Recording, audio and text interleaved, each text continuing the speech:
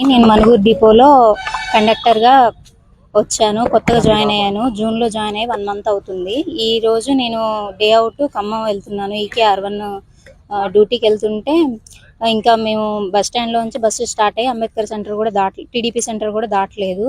ఒక ప్యాసింజర్ ఎక్కి లక్ష్మీపురం స్టేజ్లో ఆపమని అడగా, లక్ష్మీపురం స్టేజ్ లేదు, మోరంపల్లి బంజారా టికెట్ ఇస్తాను అన్నాను. అంటే ఆ ప్యాసింజర్ లేదు, మీరు ఖచ్చితంగా లక్ష్మీపురం స్టేజ్లోనే ఆపాలి, మేము రోజు వచ్చి వెళ్తా ఉంటాం అని అన్నారు. ఆ విషయం నాకు తెలియదు.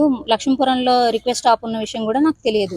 నాకు కొత్తగా జాయిన్ అవ్వడం వల్ల, నాకు తెలియకపోవడం వల్ల నేను ఇవ్వనని చెప్పే లోపల ఆ ప్యాసింజరు నా మీద అరిశారు కూడా.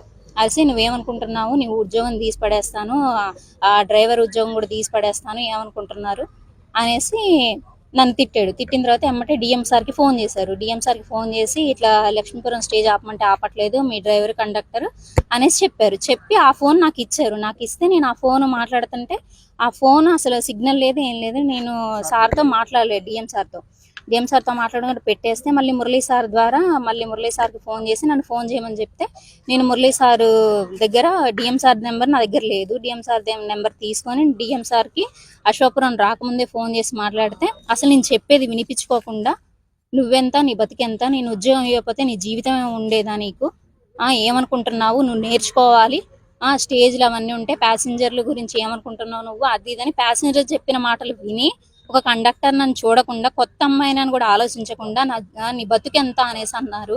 ఈ విషయంలో నేను చాలా బాధపడ్డాను. ఇక్కడ నుంచి కూడా నాకు కొత్త కాబట్టి, నాకు తెలియదు కాబట్టి ఒక మాట, నువ్వు ఆపమ్మా అని ఉంటే లక్ష్మీపురంలో మనకి రిక్వెస్ట్ స్టేజ్ ఉంది, మీరు ఖచ్చితంగా ఆపాలని డిఎం సార్ నాతో చెప్పుంటే అయిపోయేది. కానీ నువ్వెంత, నీ బతికెంత, నేను ఉద్యోగం ఇవ్వకపోతే నీ జీవితం ఉండదు, నువ్వు ఎన్నిసార్లు వచ్చి బతిలాడితేనే నువ్వు ఉద్యోగం ఇచ్చా అనేసి మాట్లాడారు.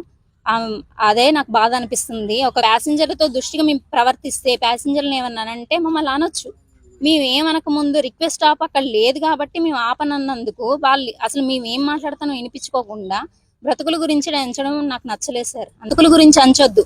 ఈ ఉద్యోగం మా నాన్నది, తోకల వెంకటేశ్వర్లు. మా డాడీ 2017లో కుక్క కరిసి చనిపోయారు. ఆయన ఉద్యోగం నాకు జూన్లో ఇచ్చారు. జూన్లో ఇస్తే జూన్ 13వ తారీఖు నేను జాయిన్ అయ్యాను. జాయిన్ అయిన తర్వాత ఇప్పుడు 1 నెల అవుతుంది నేను జాయిన్ అయ్యి. అలాంటప్పుడు నాకు ఎలా తెలుస్తాయి ఏ స్టేజ్లో ఏంటో నాకు తెలియవు. అలాంటప్పుడు నిదానంగా చెప్పి, ఆపమ్మా అక్కడ స్టేజ్ లేదు కానీ రిక్వెస్ట్ స్టాప్ వచ్చినప్పుడు నువ్వు ఆపితే బాగుంటది అనేసి అన్నా ఒక మాట బాగుండేది. కానీ బతుకుల గురించి, నీ బతికెంత, నువ్వెంత అనేసి మాట్లాడడం నాకు కరెక్ట్గా నచ్చలేదు. నాకు ఇది చాలా బాధ అనిపిస్తుంది. ఎవరినైనా సరే ఇలా అనకూడదు. ఏ కండక్టర్నైనా నిజం తెలుసుకోకుండా ఇలా దూషించడం కరెక్ట్ కాదని అనుకుంటున్నాను. నువ్వు అది ఇదని ప్యాసింజర్ చెప్పిన మాటలు విని ఒక కండక్టర్ నన్ను చూడకుండా, కొత్త అమ్మాయినని కూడా ఆలోచించకుండా నీ బతుకెంత అనేసి అన్నారు. ఈ విషయంలో నేను చాలా బాధపడ్డాను.